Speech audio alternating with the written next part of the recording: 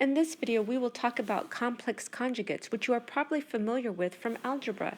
If we have a complex number z, which is equal to xy, or x plus iy, then its complex conjugate, which we denote z bar, is equal to x minus y, or x minus iy. And again, you're probably familiar with this from algebra. We will add on additional properties such as z bar bar, or the complex conjugate of the complex conjugate of z is equal to z, and the modulus of the complex conjugate is equal to the modulus of z. We will do a proof of this as well. We will show that z1 plus z2 conjugate is equal to z1 conjugate plus z2 conjugate. Similarly for the subtraction, and we'll also show that z1 times z2 conjugate is equal to z1 conjugate z2 conjugate. Similarly for the division, z1 divided by z2 conjugate equals z1 conjugate z2 conjugate for z2 not equal to 0. We have a couple of other notes. Z plus z bar is equal to 2x, and the algebra to prove that is here. Z minus z bar is equal to I2y, and the algebra to prove that is here. These two notes together, we can see that the real part of z from this first equation is z plus z bar divided by 2, because that just gives us our x. And the imaginary part of z from this equation is z minus z bar divided by 2. Last, we have that z times z bar is equal to the modulus of z squared, which is equal to x squared plus y squared. So in this video, we'll prove some of these as well as work these three examples that uses the complex conjugate. Looking at these properties, we'll go ahead and prove them. First, we'll do the z bar bar equals 0.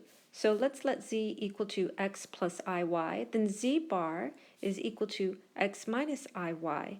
So z bar bar is equal to x plus iy, which is just equal to z. So this is this proof here. This next identity here is very similar in proof. So we're going to look at the modulus of z bar and show that it's equal to the modulus of z. So let's let z equal to x plus iy. Then z bar is equal to x minus iy, which means the modulus is equal to x squared plus minus y squared. This is just from definition of the modulus, which is the x and the y term squared, square rooted. Well, this is the same thing as square root of x squared plus y squared, which is exactly the definition of the modulus of z. The proof of these next two properties I have written here, and they follow pretty much the same strategy of writing your complex numbers in terms of x plus iy, and then the algebra falls out. Looking at these next set of properties over here on the right, I have z plus z bar is equal to 2x. So z plus z bar, so writing this in terms of x and y, so I have z is equal to x plus iy, so z bar will be equal to x minus iy. You can see these two cancel out, and you're left with 2x, which is exactly what this property says.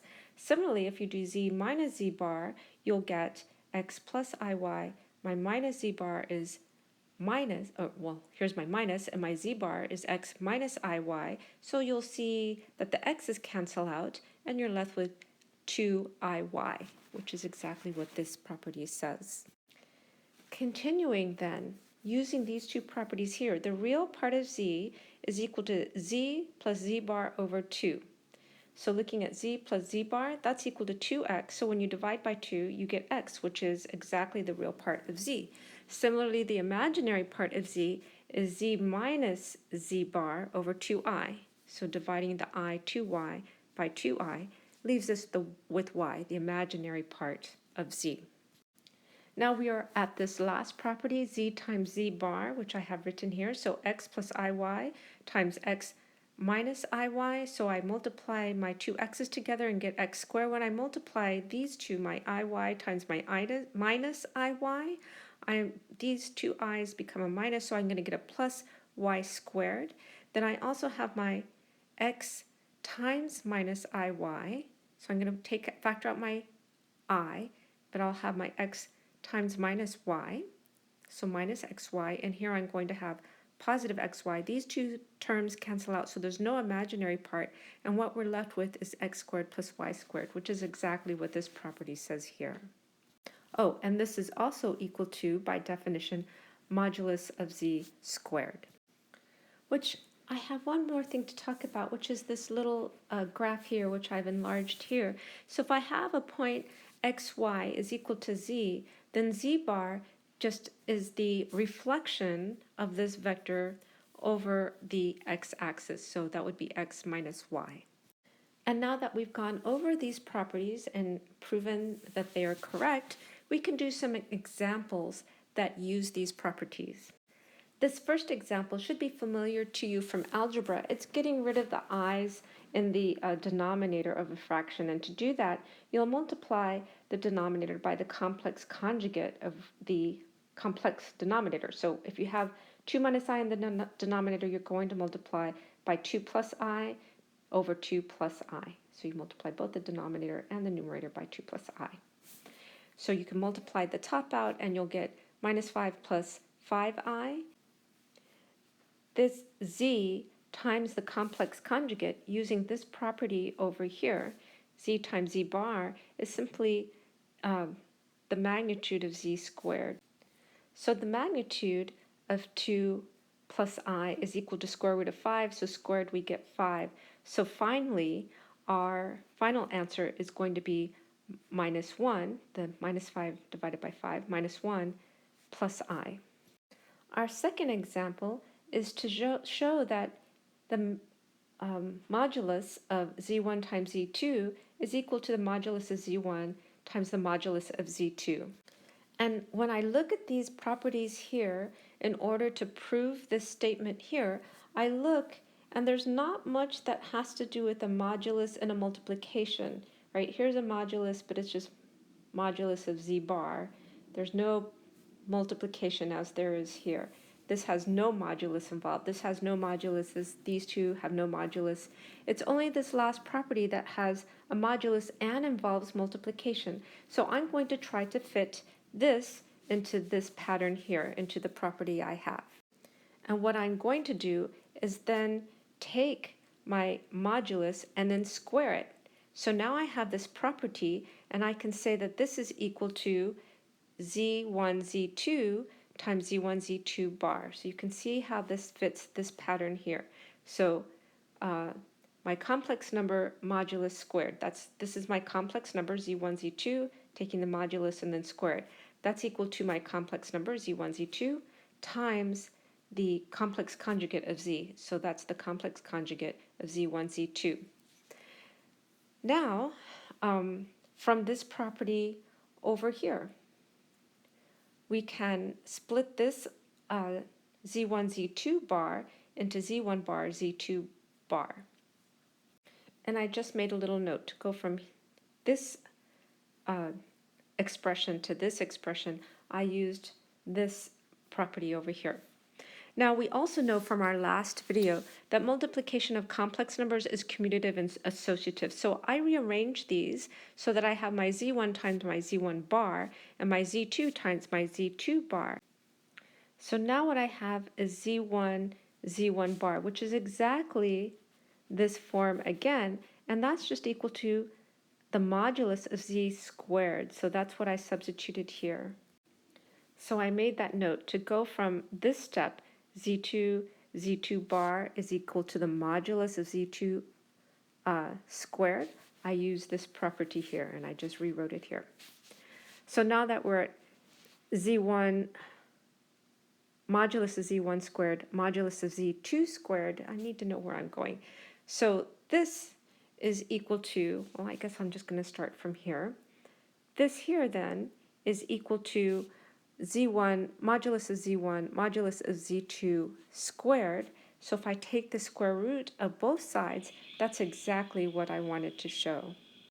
For this next problem, we are going to use this fact here of moduli, that the modulus of z times z is equal to the modulus of z times the modulus of z, which is equal to the modulus of z squared. So this is something that we have from moduli, and we just have it as a fact in this video. So if z is a point inside a circle, so actually it should be less than, so it's not on the circle, but inside a circle with center at the origin and radius equals 2, then the modulus of z minus the origin is less than 2 because it's inside the circle. That is, I originally wrote equals or less than or equals to 2, but since it's inside the circle, it's going to have to be less than 2. So the distance of z to the origin is less than 2 because it's a point inside the circle. Or in other words, modulus of z is less than 2. So now, if we want to show that this expression is less than or equal to 25, for whatever reason, in some problem in the middle of some proof, so just pretend like this is in some context that we're not aware of, but someone has said, oh, I just need you to show this much, that the modulus of z cubed plus 3z squared minus 2z plus 1 is less than or equal to 25 if z is a point inside a circle with center at the origin and radius equals 2, we need to, we're just going to focus on doing this problem here. And our solution is to take this expression, the modulus of z cubed plus 3z squared minus 2z plus 1, and use the triangle inequality from the last video, which says when we sum everything and take the modulus, that's going to be less than or equal to the modulus of each term summed together. So my first term, z cubed, I'll take the modulus of that. I'll take the modulus of 3z squared. I can pull out the 3 modulus of z squared. I can take the modulus, I'll pull out the 2 and the modulus of minus z and the modulus of 1, which is just equal to 1. And now I can sum all these moduli together. And when I do that, I'll get something greater than or equal to when they're summed and then taking the modulus. So here, because I know modulus of z is less than 2, so that means this is going to be less than 2 cubed and then plus 3 times 2 squared, which is here, plus 2 times, and then the modulus of negative 2, which is positive 2, plus 1, which is equal to 25. So that means our original expression is, because of this less than here, less than or equal to 25. To review what we have covered in this video, we define the complex conjugate of a complex number z, and if z is equal to x, y, that is x plus iy, then its complex conjugate is denoted z bar, and it's equal to x minus y, that is x minus iy. We looked at these properties as well as the graph. So we noted that z, the complex conjugate of z, or z bar bar, is equal to z, and we also showed that the modulus of z bar is equal to the modulus of z, and we proved this in the video. We also saw that z1 plus z2 bar is equal to the sum of z1 bar plus z2 bar.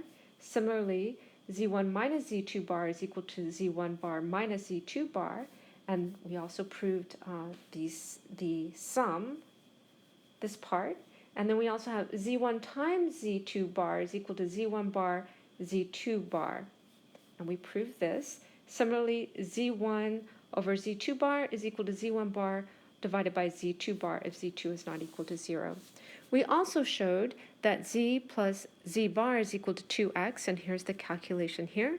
We showed that z minus z bar is equal to I2y. This was the calculation. And based on this, the real part of z is equal to z plus z bar divided by 2. That is this 2x divided by 2, which is equal to x, which indeed is the real part of z. And we also saw similarly, the imaginary part of z is equal to z minus z bar divided by 2i. Last, we saw that z times z bar is equal to the modulus of z squared, which is equal to x squared plus y squared. Finally, we did these 3 problems to show how we could use these properties to prove other properties or other statements. Last, I have 2 problems for you to try, and I'm going to suggest that you pause the video, give them a try, and then come back, and I'll have solutions for you. Often I just show you the solutions, but since this is a proof, I will have a few comments to make. Here is the solution to the first problem, and the second one is a proof. So we want to prove z is real if and only if the complex conjugate of z is equal to z. So since this is an if and only if, there are 2 directions of the proof, 2 parts of the proof. The first is the forward direction to show that if z is real, then z bar equals z. So that's this first part of the proof. The second one because of the only if, that's the reverse direction. So we assume z bar equals z, and we want to show that z is real. From there, I'll let you read through the proof. That's it for this video. Thank you for watching.